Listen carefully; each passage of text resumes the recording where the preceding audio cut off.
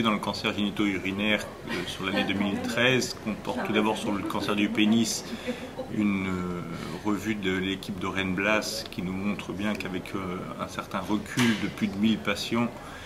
l'apparition du ganglion sentinelle permet de diminuer, permet surtout d'augmenter la survie des patients CN0, c'est-à-dire n'ayant pas d'atteinte ganglionnaire, ceci grâce au ganglion sentinelle. Il y a également une étude du Medicare sur le coût de la surveillance des cancers des testicules. Le fait d'alléger, selon les nouvelles recommandations de 2012, les protocoles de surveillance, que ce soit le scanner ou la biologie, permet de diviser par 2 le coût de cette surveillance.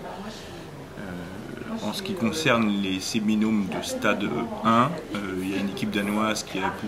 communiquer sur plus de 1800 patients, qui montre qu'il y a des bons résultats à près de 20% de patients seulement qui vont récidiver, mais les facteurs pronostiques qui étaient connus comme étant l'invasion du rétidestis et la taille tumorale sont remis en cause. Il ne reste maintenant que la taille tumorale et on voit apparaître également l'intérêt des emboles. Une étude du Suenetoka en fait, qui, dans les tumeurs germinales non séminomateuses de stade 1, propose aux patients, mais sans randomisation, de faire un cycle de chimiothérapie par BEP et non 2 cycles de chimiothérapie comme c'est actuellement recommandé. Leurs résultats sont cependant très intéressants puisque nous avons seulement un décès, donc avec une survie spécifique à 10 ans de 99,6%. Donc on peut se poser la question, même si actuellement ce n'est pas recommandé, de faire un seul cycle de BEP et non 2 cycles de BEP pour ces tumeurs-là si on part sur une chimiothérapie. En ce qui concerne une méta-analyse également qui a été publiée sur les masses résiduelles pour les tumeurs germinales non séminomateuses de moins de 1 cm, on s'aperçoit que l'attitude d'une surveillance simple est parfaitement licite puisqu'il n'y a que 4% de récidive,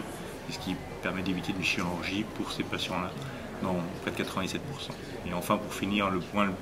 plus intéressant était la publication de l'essai GETUC 13 par le Dr Fizazi, qui permet d'adapter en fait la chimiothérapie en fonction de la réponse après un cycle de BEP pour les tumeurs de mauvais pronostic métastatiques. Et il montre qu'il y a une amélioration de la survie sans progression,